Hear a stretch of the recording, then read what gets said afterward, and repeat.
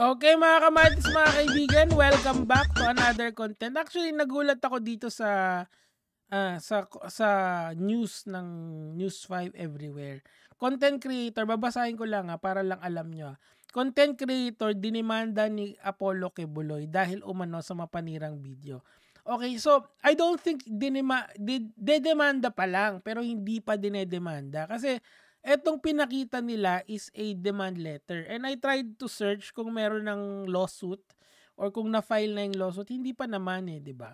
So, nakasulat dito, a law firm of Torion and blank blank. So, this is only a demand letter kasi ano to makikita nyo dito na demand letter to, hindi ito isang subpoena or hindi ito isang complaint affidavit na usually natatanggap mo kapag ikaw ay nireklamo.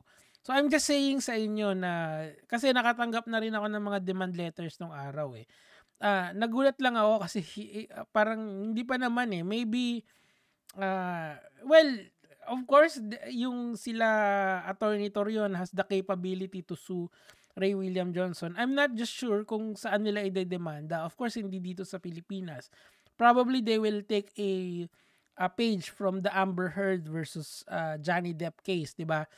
Yung op-ed kasi ni Amber Heard, sinulat 'yon sa, if I'm not mistaken, hindi sa Amerika, somewhere in England yata or sa basta hindi sa Amerika. Pero ang sinasabi ni Johnny Depp, it was read all over the world. So he sued Amber Heard sa Virginia yata niya dinimanda or somewhere in the United States niya dinimanda si Amber Heard. So malamang yun din yung gagawin nila Attorney Torion dito kay Ray William Johnson if ever na magdemanda sila, 'di ba? So this is a demand letter, okay? Hindi pa siya yung demanda.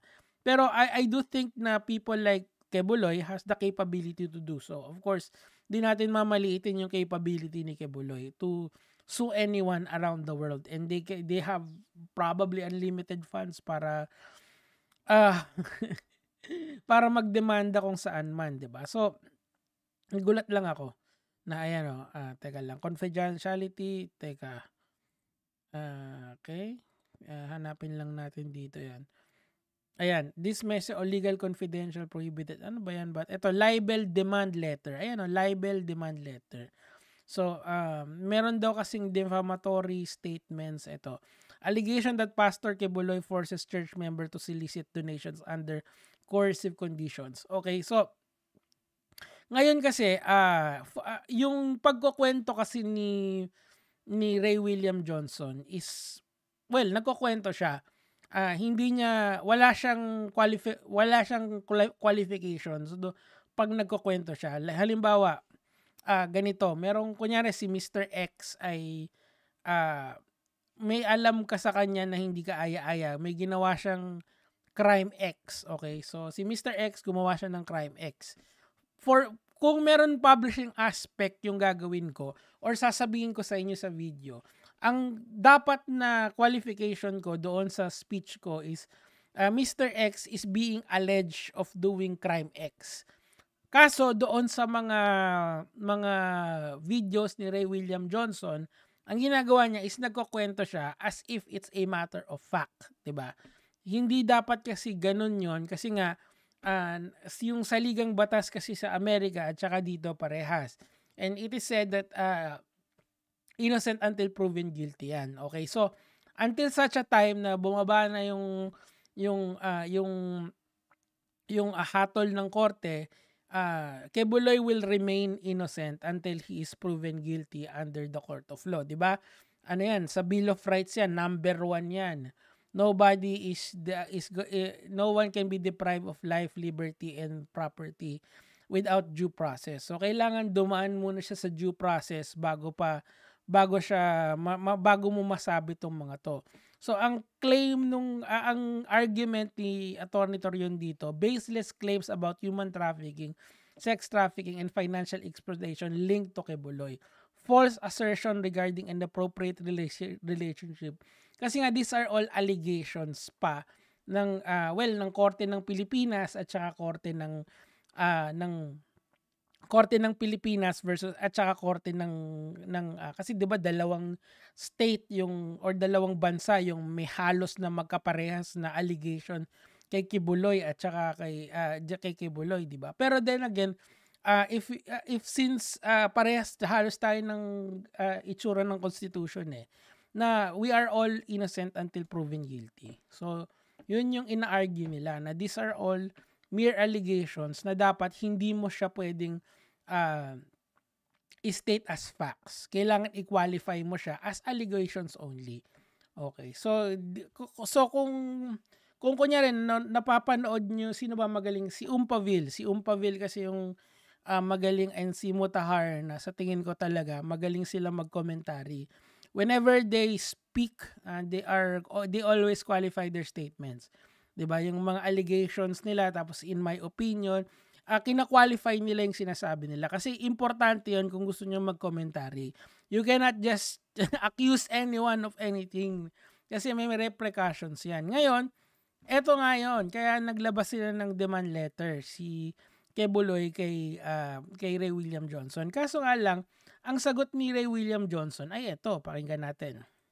Get laid without coercing kids into it. You're basically the Filipino Diddy. So no. Nag-double down kasi si Ray William Johnson na yes, akusahan mo ako ng kung ano man yung gusto mong akusahan sa akin.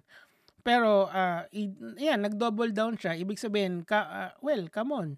Demanda mo ako. Pero alam mo yan, I don't think na maganda tong hindi, kung normal na tao ka lang, mas maganda wag na kasi siya naman palagay ko may capability siyang makipag-tagisan ng lakas kay Kibuloy kasi nga of course 18 million followers